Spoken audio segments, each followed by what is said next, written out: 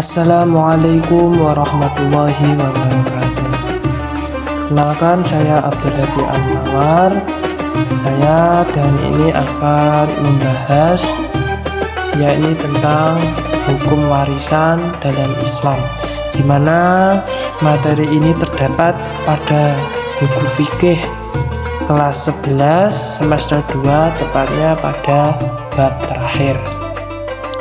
Pengertian ilmu mewarisi. Dalam segi bahasa Arab, kata mewarisi yakni mawarisun merupakan bentuk jamak dari kata mirasun yang artinya harta yang diwariskan.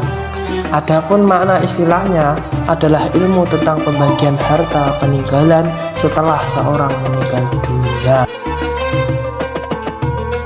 Hukum membagi harta warisan. Seorang muslim dituntut menjalankan syariat Islam sesuai dengan apa yang telah digariskan Al-Quran dan As-Sunnah. Setiap muslim harus menaati semua perintah atau larangan-larangan Allah sebagai bukti konsistensinya memegang aturan-aturan ilahi.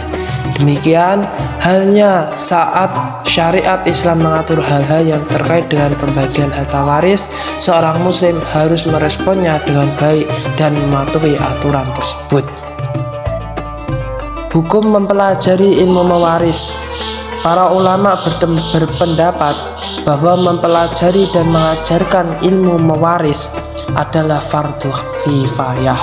Artinya, jika telah ada sebagian kalangan yang mempelajari ilmu tersebut, maka kewajiban yang lain telah gugur.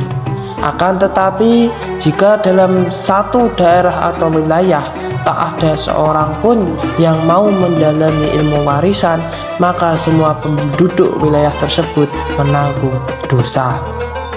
Tujuan ilmu mewarisi adalah satu, memberikan pembelajaran bagi kaum muslimin agar bertanggung jawab dalam melaksanakan syariat Islam yang terkait dengan pembagian harta waris. 2. Menyodorkan solusi terbaik terhadap berbagai permasalahan seputar pembagian harta waris yang sesuai dengan aturan Allah Ta'ala. 3. Menyelamatkan harta benda si mayit hingga tidak diambil orang-orang zalim yang tidak berhak menerimanya. Kedudukan ilmu mawaris. Ilmu mawaris mempunyai kedudukan yang sangat agung dalam Islam. Ia menjadi solusi efektif berbagai permasalahan umat terkait pembagian harta waris. Kala ilmu mewaris diterapkan secara baik, maka urusan hak Adam akan terselesaikan secara baik. Selain apa yang terpaparkan di atas, keagungan ilmu mewarisi juga dapat kita rasakan kala mengamati ayat-ayat Al-Quran yang membicarakan persoalan waris. Allah menerangkan teknis pembagian harta waris secara gamblang dan terperinci dalam beberapa ayat-ayatnya. Ini merupakan indikator yang menegaskan bahwa persoalan warisan merupakan persoalan yang agung dan sangat penting.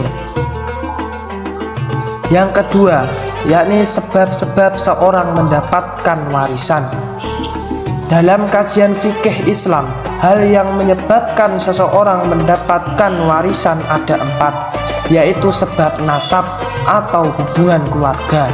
Nasab yang dimaksud di sini adalah nasab hakiki, artinya hubungan darah atau hubungan kerabat, baik dari garis atau atas leluhur si mayat ushul, garis keturunan, maupun hubungan kekerabatan garis menyimpang, hawaisi, baik laki-laki maupun perempuan.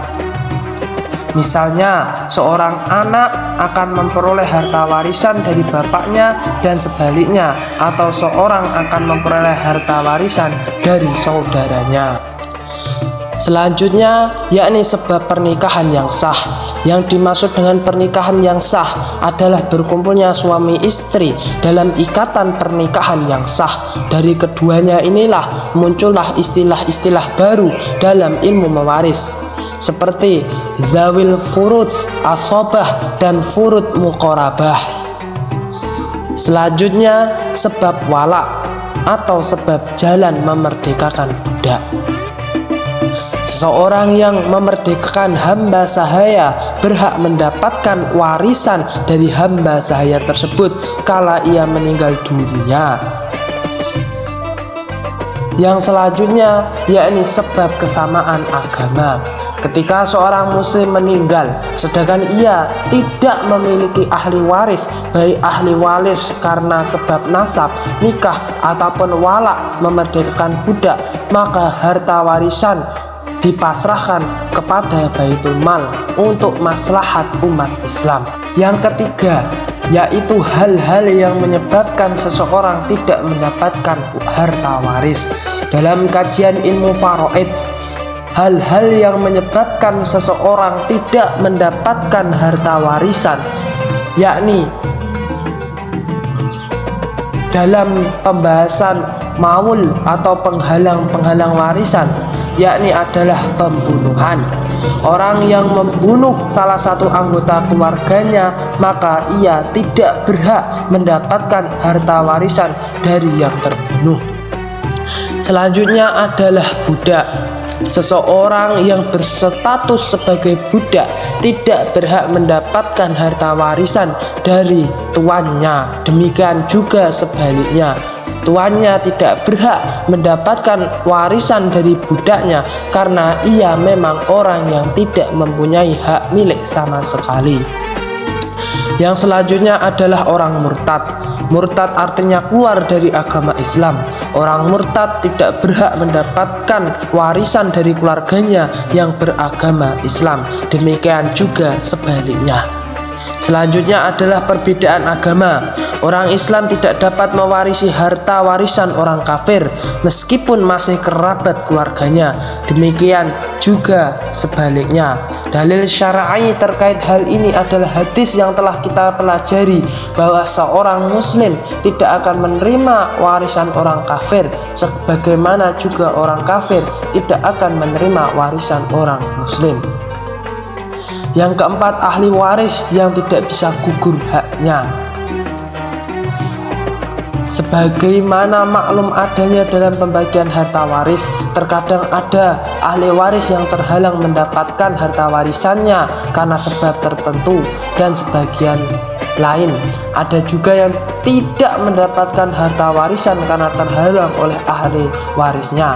Akan tetapi ada beberapa ahli waris yang untuk mendapatkan warisan tidak terhalangi walaupun semua ahli waris ada. Mereka adalah anak laki-laki, anak perempuan, bapak, ibu, suami, dan istri. Untuk sementara itu saja yang dapat kami sampaikan dalam bab mewarisi dalam Islam. Ditunggu part selanjutnya akan segera kami tindak lanjuti. Terima kasih atas perhatiannya. Assalamualaikum warahmatullahi wabarakatuh.